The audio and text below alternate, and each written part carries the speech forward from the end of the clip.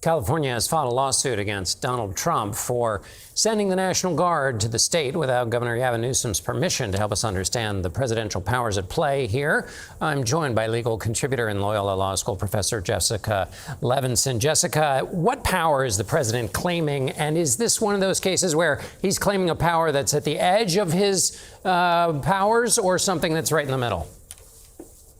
Oh, that's a great question. So he's looking to a federal statute. We're referring to it as Section 10, and it gives the president the power to call up the National Guard, essentially to federalize them if he believes there is a rebellion or danger of a rebellion. Now, to get to the second part of your question, John, is he pushing the limits? I would say this is a very broad embrace of executive authority, but do we have bright line definitions of words like rebellion or danger of rebellion? No, we don't. And who typically defers to the president when it comes to these questions?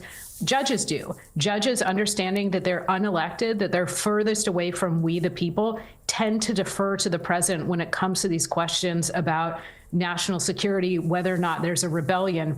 Now, the president does have broad authority here, but what the National Guard can do right now in Los Angeles under that authority is fairly limited. Then tell me what the limits of that power is for the National Guard.